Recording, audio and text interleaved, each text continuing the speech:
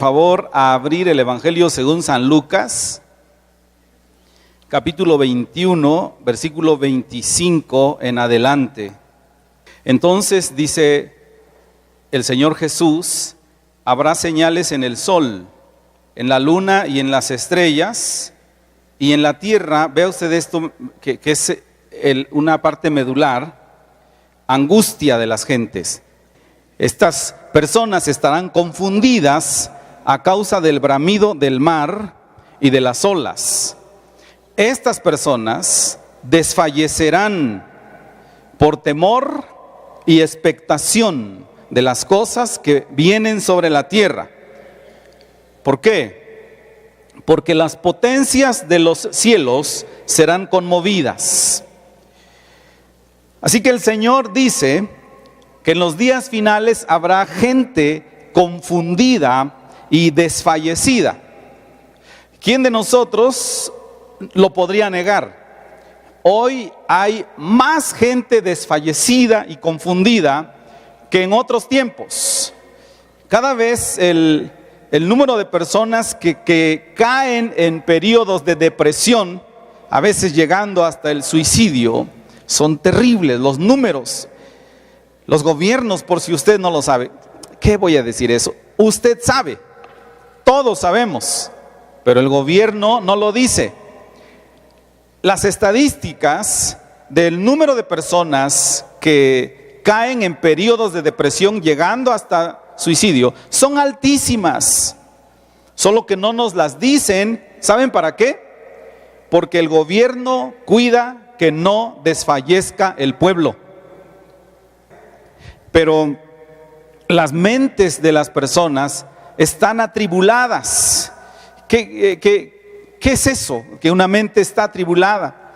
Es una mente que no tiene contento. Es una mente triste, afligida, preocupada, cabizbaja.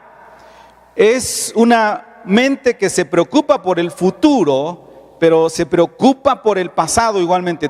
Todo es una preocupación. De tal manera que el presente tampoco lo disfruta, porque estoy preocupado de lo que pasó, generalmente de lo malo que pasó. Entonces eso me aflige y me preocupa el presente, porque aquí está, pero ni tiempo me da de ver lo bueno que tiene, porque el futuro es así. Y vemos evidencia de eso todos los días. Si usted va a un cine o a un teatro o a un lugar de un espectáculo, usted mira a la gente que salen con sonrisas momentáneas, ¿verdad? Dura un poquito el regocijo que ellos tienen de haber ido a ese lugar. La gente paga cientos de pesos para ir a esos lugares para encontrar lo que no tiene, que es paz, tranquilidad, y no la hallan, a pesar de que la buscan con muchos deseos. Pero lo más tremendo es que muchos hijos de Dios también están atribulados. Muchos hijos de Dios se la pasan la noche despiertos, pensando qué va a suceder con nosotros. Y aunque ellos no buscan la paz en esos lugares que mencionamos, los cristianos la buscan en la iglesia. Voy a la iglesia procurando encontrar la paz, y la halla. Y llega acá y disfruta este tiempo con los hermanos. El problema es que no dura. Es decir, solamente pasa un tiempecito, a veces más o menos largo, ¿verdad? Le dura hasta las 5 de la tarde. Y ya llega el otro culto y dice: ya la hice, ¿verdad? Me pasé un domingo en santificación. Pero hay veces que antes de llegar a la casa, ya algo vino para robar su paz. Y entonces tenemos mentes atribuladas. Ahora, el Señor ya había dicho eso. ¿Por qué están atribuladas las personas? Dependiendo de las personas, por diversas razones. Pero una, dice la Escritura allí, por causa de la presión de los tiempos. Y las personas que son especialistas de la conducta humana, pues están buscando siempre qué es lo que pasa. Y ellos han encontrado una fusión de estudios sociológicos y una fusión de estudios cristianos, o entre comillas cristianos, que han concluido que lo que necesita la humanidad es prosperidad. Entonces, si las personas tuvieran todo lo que necesitan, una buena educación, un trabajo decente, una casa bonita, dinero en el banco, todo eso le traería dignidad y paz mental, dicen ellos. Y los cristianos lo han abrazado muy bien, porque como dicen, ¿a quién le dan pan que llore? Eso no es versículo, eso es un dicho, pero muy cierto, ¿no? Así que la iglesia lo ha abrazado bien. Y estas personas dicen, las personas que han concluido estas cosas, es que casi siempre los adictos y alcohólicos son así porque no se les proporcionó un ambiente adecuado que ellos pudieran encontrarle sentido a la vida. ¿Qué es el ambiente adecuado? Dicen estos estudios: un trabajo decente, fíjense, lo mismo todo el tiempo, un trabajo bien pagado, un lugar donde vivir, y si todo esto se les da, las personas estarían bien, tendrían paz mental. Por eso inclusive nuestro presidente ahora, siguiendo la corriente, como es obvio, porque él pues no es creyente, él es una persona, es un político, piensa: si nosotros les diéramos a las personas que viven en la zona de Puebla todos los recursos que necesitan, ellos no venderían combustible robado. Ahora, no se crea que eso es privativo de Puebla. También hay oaxaqueños que cantan las rancheras. Así que, si les diéramos a ellos, entonces pasan por los pueblos repartiendo recursos, pero las personas no están tan satisfechas. Entonces ahorita el índice de asaltos a mano armada en el tramo llegando a Puebla es altísimo. Vean las noticias. ¿Por qué? Porque no es la manera de contrarrestar eso. Si les platico una historia personal, hace tiempo nosotros, mis hermanos y yo, conocimos a un abogado que apreciamos mucho, muy exitoso, buena persona, buen carácter, bien pagado, abogado de la Procuraduría de Justicia, que de repente un día llegó alcohólico o alcoholizado, y con el paso de los meses se volvió alcohólico, y al paso de los años terminó en la calle como un borrachito de carrera. Ahí terminó un profesional como este, un hombre de mucho éxito. Así que concluimos que la pobreza no es la raíz de estos problemas. Si así fuera, ¿sabe usted que entre los grupos de jóvenes, los que más se meten en el alcohol y las drogas son los jóvenes que más dinero tienen? ¿Sabe usted que hay un número cada vez más grande de profesionistas que tienen todo, son exitosos y sin embargo se convierten en alcohólicos?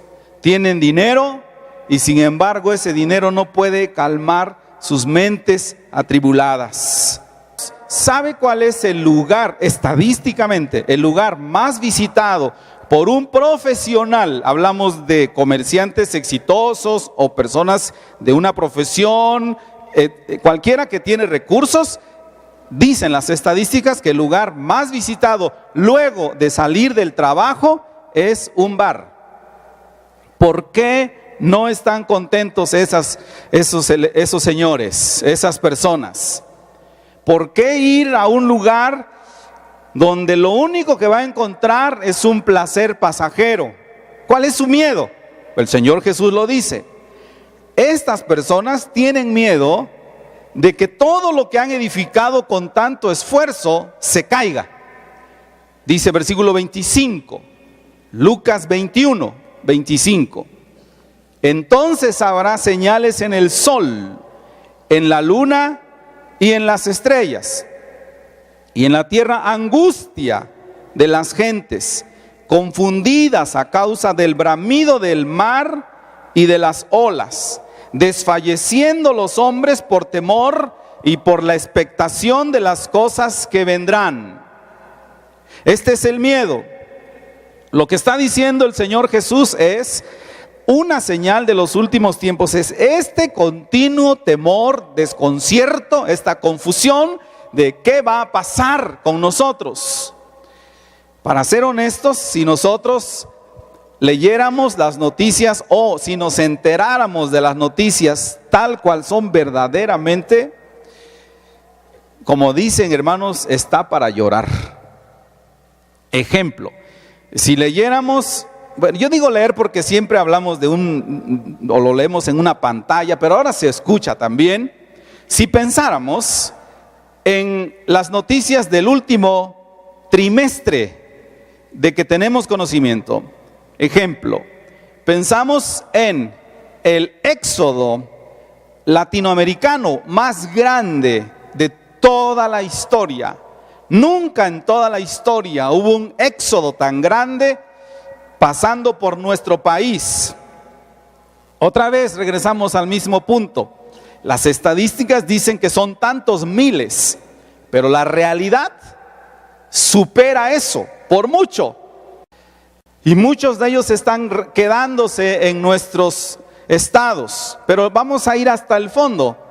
¿Cuál es la razón de eso?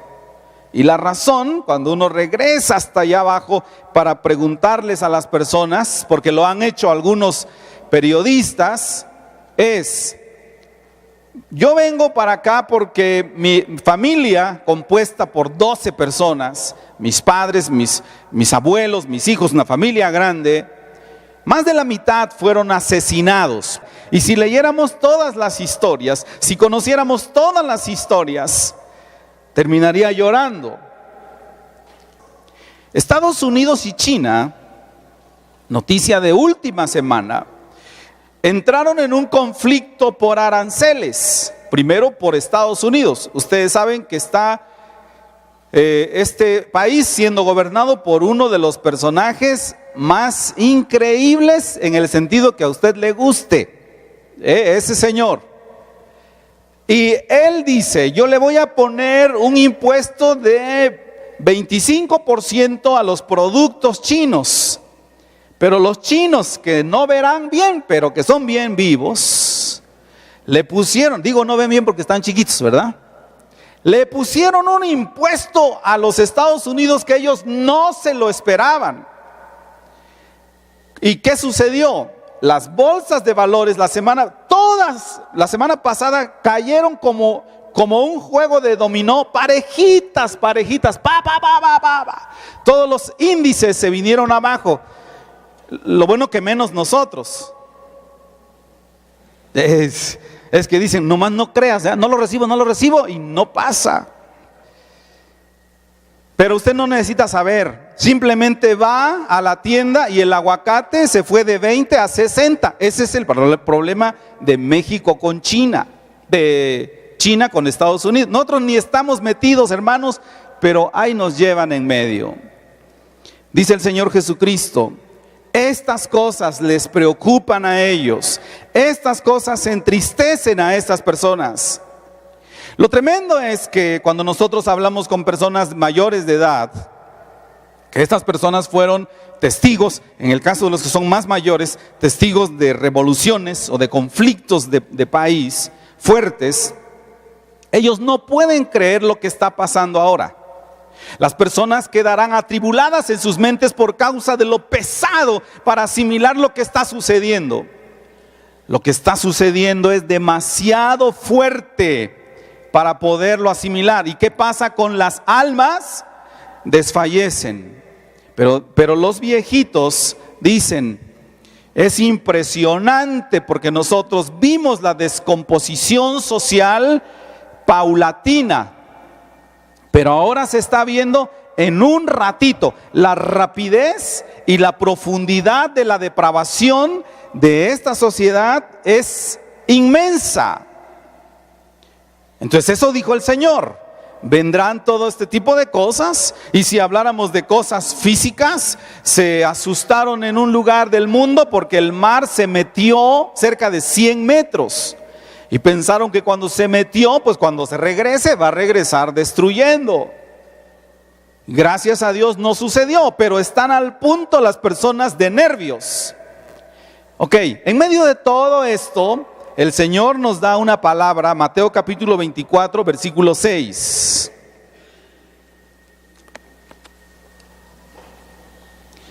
Una palabra bonita, creo, usted júzguela. Dice: miren pues que no os turbéis. De eso estamos hablando. Las almas se atribulan, las almas se acongojan, las almas se afligen, pero dice el Señor, no se turben, porque es necesario que todo esto acontezca, pero aún no es el fin. En conclusión, hermanos, no permitan que ninguna de estas cosas que hemos hablado y otras que usted se ha enterado, no permitan que ninguna de estas cosas atribule su mente. Tiene que estar tranquilo. Entonces, sin embargo, podríamos diferenciar. Esto que estamos hablando es el panorama general, pero el panorama del cristiano es otro, o debería ser otro, porque el creyente quizás esté preocupado por los asuntos políticos, el creyente quizás sea panista, o quizás sea moreno, o quizás sea priista, pero eso no debería ser. El creyente debería ser mexicano, el creyente mexicano, obviamente. Y una vez que se nos es establecida una autoridad, la respetamos. Así que dejamos de afligirnos por eso. ¿Qué es lo que aflige, sin embargo, al creyente? Es su vida espiritual. Porque Dios lo ha llamado para cumplir un estándar, una medida. Y el apóstol San Pablo sufría eso. Él sabía que el creyente más maduro dice: miren, a mí ya que si los ríos se salen, si las políticas cambian, si todo eso tiene que suceder. Eso es parte de lo que el Señor dijo que pasará. Pero mi problema es lo que Dios ha pedido de mí. Y dice el apóstol Pablo en Romanos capítulo 7, vea usted versículo 15, Romanos capítulo 7, 15, porque lo que hago, dice Pablo, no lo entiendo, pues no hago lo que quiero, sino lo que aborrezco, eso hago. Versículo 19, porque no hago el bien que quiero, sino el mal que no quiero, eso hago. Ahora yo le pregunto, ¿no son estas palabras tristes? Dice el apóstol Pablo: siempre termino haciendo lo que no quiero, y todo lo que deseo hacer, porque sé que Dios me lo pide, no encuentro la manera de hacerlo. Ahora, Pablo está hablando de creyentes sinceros, creyentes que están atribulados porque no pueden encontrar la victoria sobre el pecado. Odian el pecado, lo odian con tantas fuerzas y sin embargo terminan haciéndolo. Y por eso muchos creyentes terminan llorando porque dicen: no tengo fuerzas para resistir esto, yo pienso que he vencido este pecado y regreso al mismo. O si hablo del pecado como un ente distinto, viene a mí, yo lo resisto, se va y regresa otra vez con más fuerza. ¿Cómo puedo agradar a Jesús? Y eso atribula la mente del creyente. Sin embargo, tenemos que encontrar el punto clave. En mi opinión, cuando nosotros estamos atribulados por alguna cosa, es porque el Señor está trabajando en nosotros. Es porque Él está haciendo su obra. Hay cristianos que diferencian los pecados y dicen: yo no quiero participar de ningún pecado de alcoholismo, de asesinatos o nada de esto, porque eso es grave delante de Dios.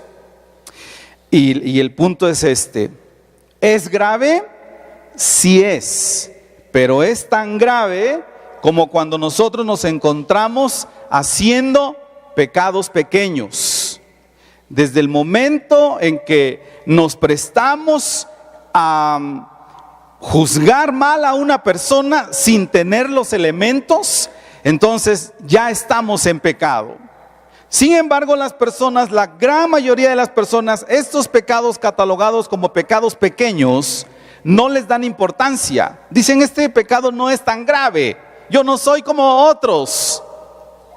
Y los olvidan, los pasan por alto. Como conclusión, nunca logran alcanzar la madurez espiritual. Por eso, una persona que es de pensamientos impuros, no importa que nadie se dé cuenta, Dios se da cuenta, y esa persona nunca puede alcanzar la madurez espiritual. Dice el apóstol Pablo en segunda Timoteo capítulo 3, si no mal recuerdo, si ustedes van para allá, porque yo no lo puse en mis notas, pero dice ahí el apóstol Pablo: de estos hombres son los que, dice, van por las casas y llevan a las mujercillas cargadas de pecados, arrastradas por diversas concupiscencias. Y dice ahí: estas siempre están aprendiendo. ¿No dice así? ¿Verdad? ¿Pero qué? Pero nunca llegan al conocimiento de la verdad. Nunca pueden desarrollar por causa de que soportan esos pecaditos pequeños.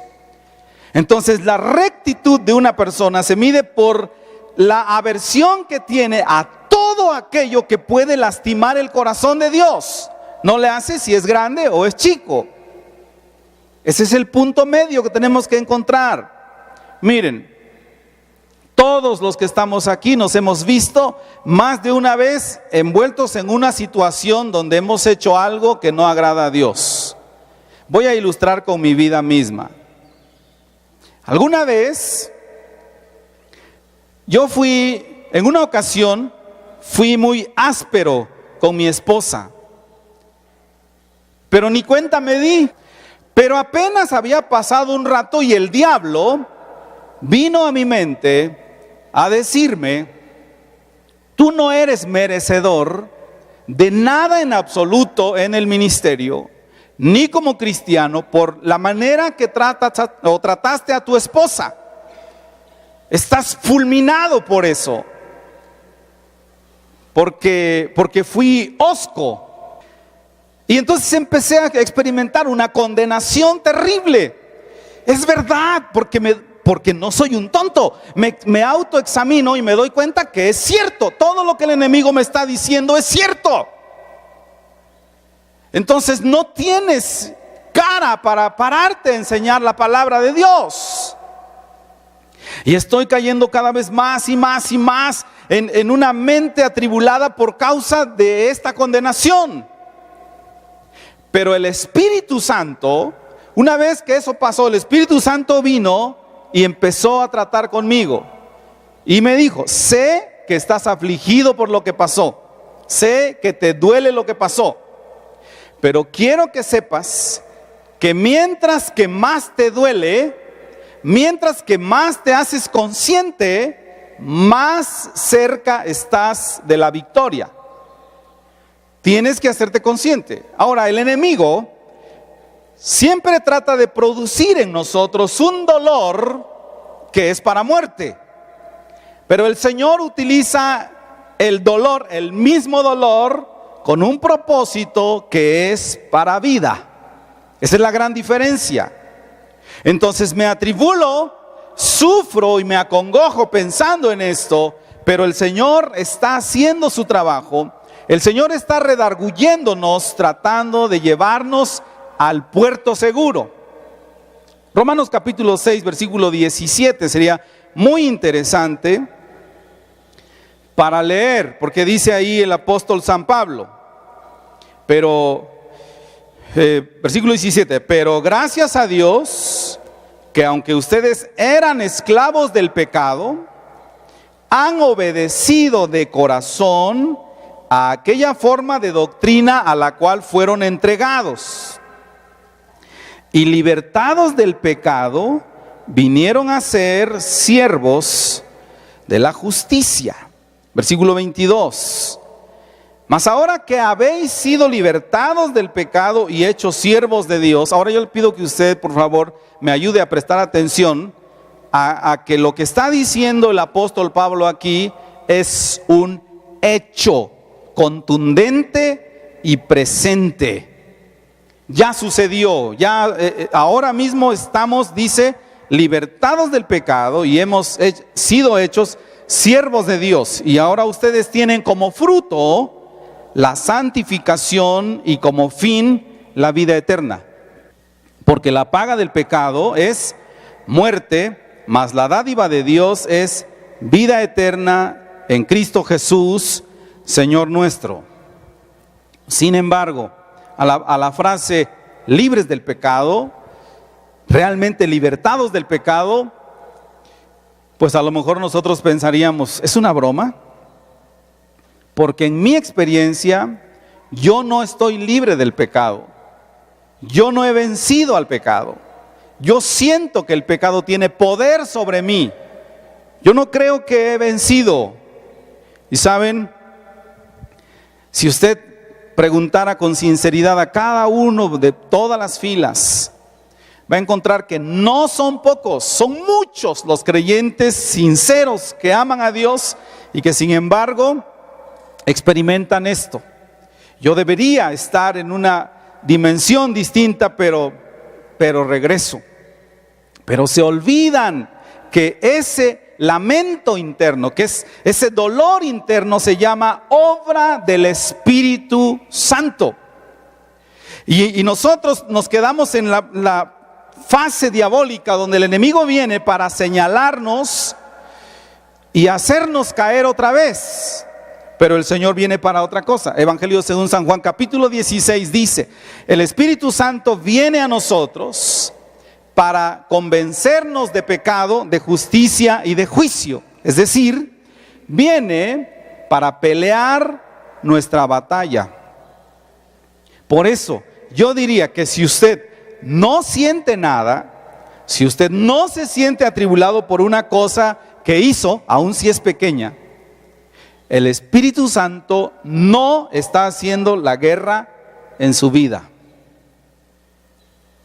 Si usted puede cometer un pecado, cualquiera que sea, ya dijimos, desde pecados que dice que son insignificantes, como el chisme, como la falta de responsabilidad, como la impuntualidad, como todo eso, aunque a usted no le parezca un delito, gracias a Dios que nadie le está pidiendo su opinión. Es un delito, es algo malo. Si a usted no le importa, si usted vive su vida como si nada pasó y tiene a los demás allá mirando lo que hizo, eso significa que el Espíritu Santo no está trabajando en usted. Porque la labor del Espíritu Santo es convencerlo que eso es malo, que eso es pecado.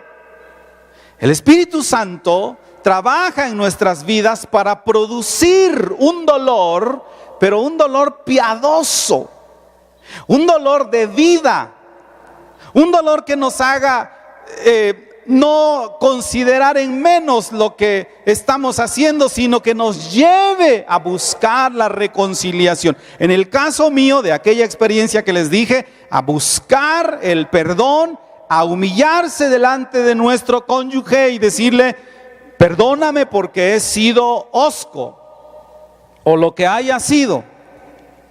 Es decir, hay por la obra del Espíritu Santo una victoria disponible para nosotros. Y está, dice el Evangelio según San Lucas capítulo 1, está envuelta en el pacto de Dios con Abraham. Versículo 70.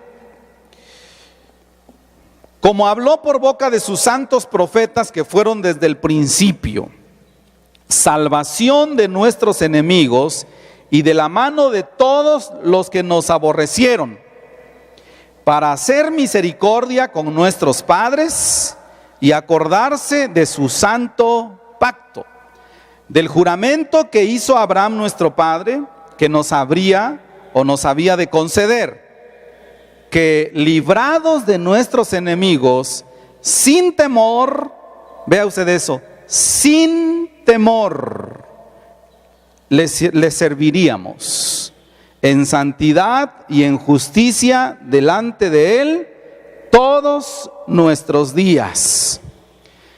El juramento de Dios para Abraham era este: yo voy a vencer a todos tus enemigos, vas a vivir sin temor y tranquilo todos los días de tu vida. Ahora eso es a Abraham, pero dice la Escritura, Romanos capítulo 9, que nosotros somos también la simiente de Abraham. Leeré versículo 8. Esto es, Romanos 9:8, esto es, no los que son hijos según la carne son los hijos de Dios, sino que los que son hijos según la promesa. ¿Y quiénes son esos? Nosotros. Son contados como descendientes. Gálatas capítulo 3, versículo 7, igualmente enfatiza este punto. Sepan, por tanto, que los que son de fe, que somos nosotros, porque por fe andamos, no por vista, estos son hijos de Abraham. Pero dijo Abraham al Señor: ¿y cómo se irá a hacer efectiva la promesa? Estamos hablando en términos más o menos como términos bélicos, de guerra, que alguien tendría que pelear por él. Y dijo Abraham: si ni siquiera tengo hijo, ¿cómo puedo saber que se cumplirá la promesa de Dios para mí si ni siquiera tengo hijo? Génesis capítulo 15, versículo 1, le dijo el Señor a Abraham: yo soy tu escudo y tu galardón será sobremanera grande. En otras palabras, Abraham, yo voy a darme a ti. Es verdad que Abraham necesitaba un hijo y Dios quería dárselo, y ustedes y yo sabemos la historia que finalmente se lo dio. Pero ¿realmente necesitamos al hijo? No estamos hablando de Jesús en este caso. No necesitamos eso. Dios quiere darle a usted una vivienda. ¿Realmente necesita usted la vivienda? No. Realmente necesitamos a Dios. Por eso le dice Abraham, o Dios a Abraham: yo me voy a dar a ti, yo seré tu defensor, yo seré tu premio, yo voy a estar contigo. Y por esa causa no necesitas tener temor de nadie, absolutamente de nadie. El punto es, Hebreos capítulo 8, versículo 10, este es importantísimo, es que tú pudieras entender que yo quiero ser tu Dios y que quiero que tú seas mi pueblo. Ahí lo dice, Hebreos 8:10, yo seré a ellos por Dios y ellos me serán a mí por pueblo. Si revisamos las Escrituras desde el Antiguo Testamento, todo el tiempo Dios le está diciendo a la gente: yo quiero ser su Dios. Híjole, ¿por qué? Porque si yo puedo ser su Dios, ustedes no tendrán temor de nada. Yo seré su defensor. Ustedes se pueden dejar en mis manos. Yo soy omnipotente. Yo voy a defenderlos. Yo voy a derribar a sus enemigos. Yo voy a vencer por ustedes todos los días. Si ustedes dejaran que yo sea su Dios. Entonces regresamos a este punto. ¿Está usted atribulado? ¿Está usted cargado porque siente que no da realmente el estándar de Dios? A mí me gustaría que usted reciba de Dios esta palabra. Primero, Dios no está enojado con usted. No es el enojo la primera emoción de Dios cuando usted peca. Pero el enemigo nos ha puesto eso en la mente. Ahora Dios ya no te aprecia, eres una persona indigna. Pero no es así. Cada vez que leemos y captamos el Espíritu de Dios en las Escrituras, vamos a ver que no es el enojo la primera emoción de Dios en relación con usted cuando peca. Segundo, no es la primera intención de Dios cuando usted peca disciplinarlo. No es eso lo que lo mueve. Siempre busca un objetivo superior, mucho más alto. Dios mira que usted falla y su primera intención no es disciplinarlo. Su primera intención es pulirlo para hacerlo a usted más bello. Solo que ese proceso se llama disciplina. ¿Pero me explico? No es que yo quiero ver a mi hijo llorando de dolor porque le puse un castigo. Es que lo quiero ver recto en la vida y al paso del tiempo él pueda valorar las cosas y ser una persona completamente diferente. El Espíritu Santo está con usted porque Él quiere infundirle el poder omnipotente de Dios. El Espíritu Santo no está para hacerle sentir un miserable. No existe para descalificarlo acerca de lo que usted haya hecho o está haciendo. Él está diciéndole: yo quiero que tú no te olvides que tú eres hijo de Dios, que sigues siendo un amado de Dios. Lea por favor Segundo de Reyes capítulo 17 versículo 38. Segundo de Reyes 17, 38 dice: no olvidarán el pacto que hice con ustedes. No temerán a dioses ajenos. Únicamente temerán a Jehová vuestro Dios. Y entonces Él los librará de manos de todos sus enemigos. En el caso del pueblo de Israel, sus enemigos eran los moabitas, hititas, jebuseos, cananitas, todos estos. En el caso de nosotros, nuestros enemigos es la carne primero, los malos deseos, toda inclinación al mal. Pero ¿qué dice la Escritura? De todos estos el Señor los librará. Si usted acepta a Dios como su hijo en los mismos términos de fe que Abraham aceptó la promesa de Dios. Abraham era un hombre justo. Romanos capítulo 4, si usted lo ve, dice allí: porque si Abraham tiene de qué gloriarse para con Dios, pues allá lo tiene, o tiene de qué gloriarse más bien, no lo tiene para con Dios. Porque a Dios no le importan los récords terrenales. Así que ¿cómo pues recibió Abraham la justificación? Dice Romanos capítulo 4, porque entendemos que a Abraham le fue contada la fe por justicia. ¿Cómo le fue contada? ¿Estando en la circuncisión o en la incircuncisión? Y dice Pablo, no en la circuncisión, sino en la incircuncisión.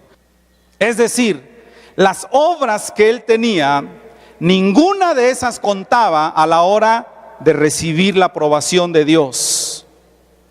En la incircuncisión.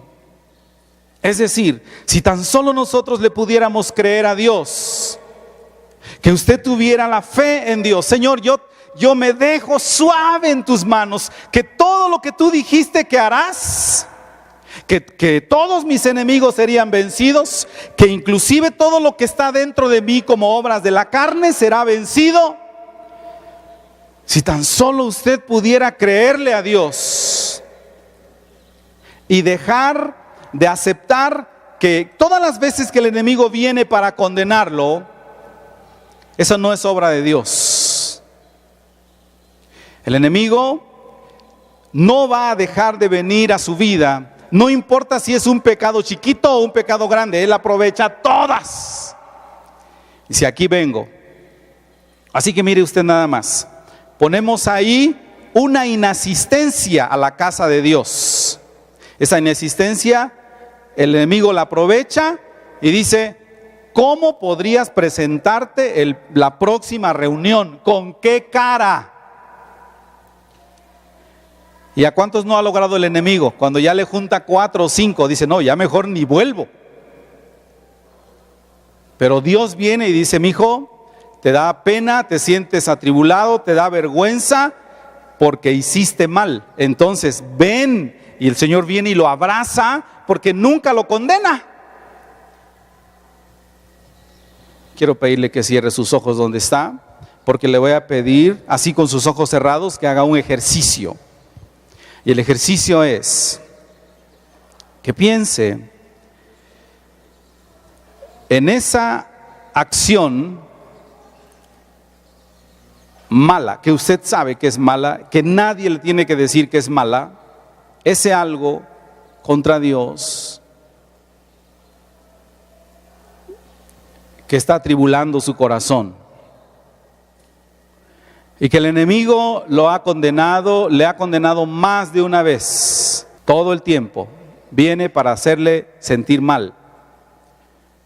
Yo quisiera pedirle que, así como está usted pensando en eso específico, no en algo imaginario, en algo específico, y si siente tristeza y siente que por esto y quizás por otras cosas no va a cumplir el estándar de Dios, en este momento cambiamos la jugada del enemigo, porque usted acepta la obra del Espíritu Santo que viene para hacerle entristecer para vida, para llevarlo al arrepentimiento, para no quedarse postrado en esa condición, sino para levantarlo a una nueva oportunidad.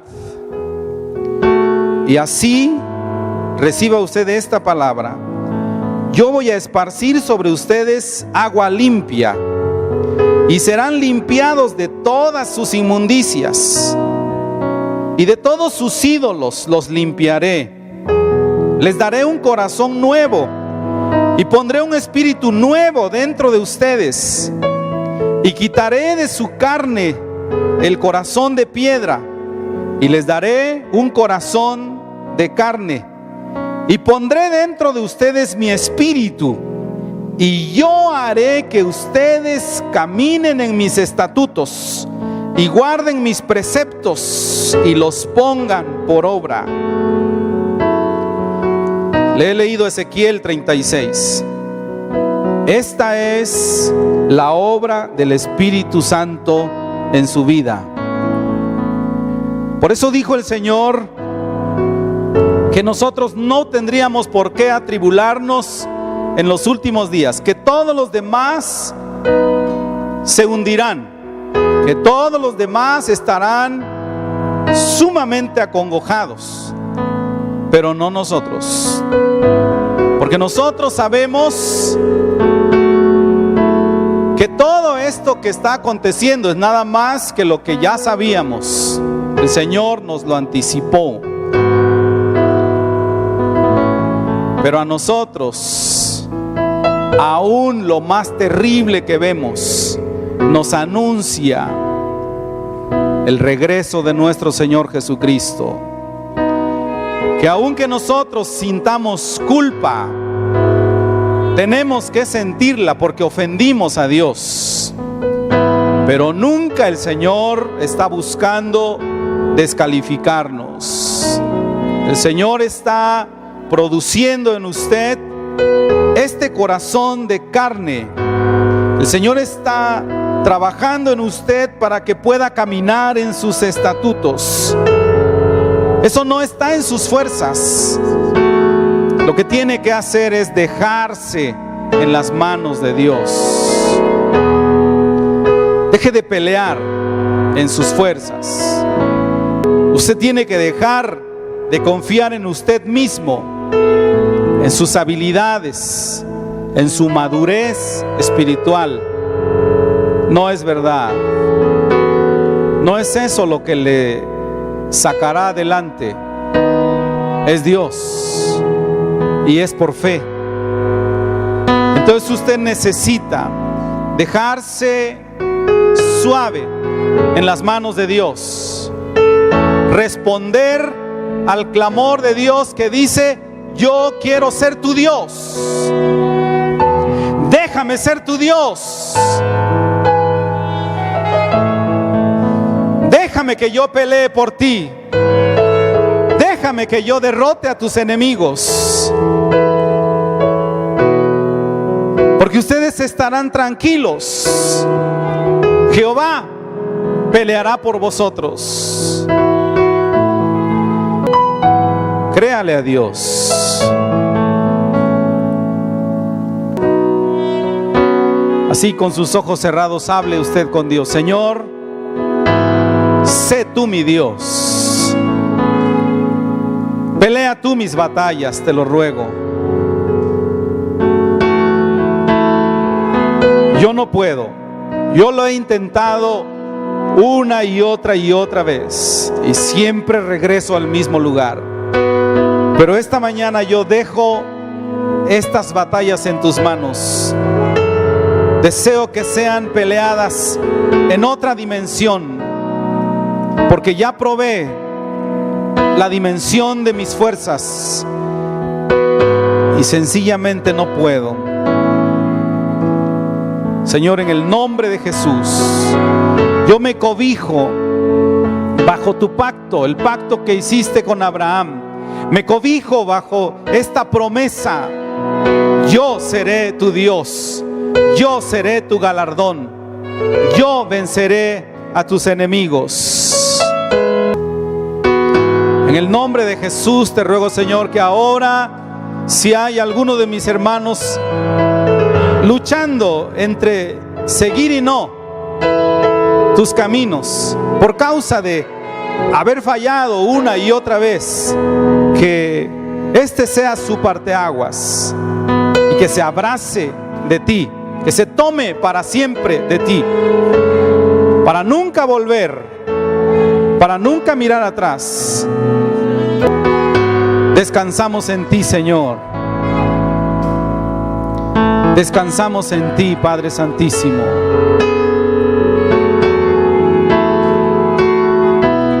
Bendito eres, Señor. Vamos a estar de pie y cantamos junto con el hermano Netza, por favor.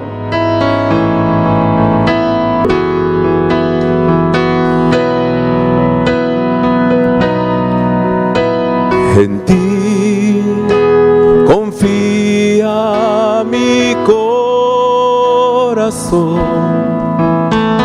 En ti reposa mi alma,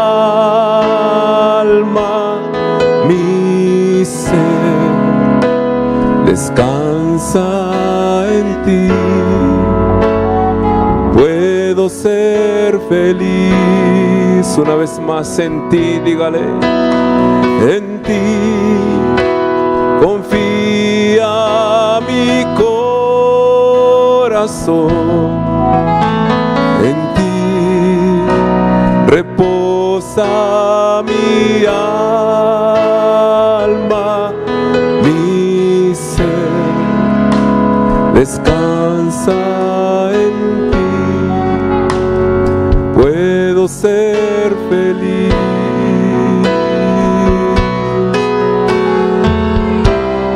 Porque sé que estás obrando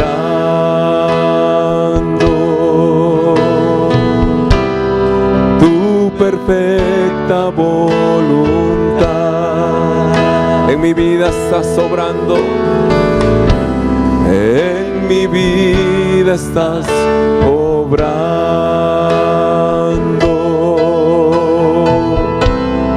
Tu perfecta voluntad, porque sé que estás obrando, porque sé que estás obrando.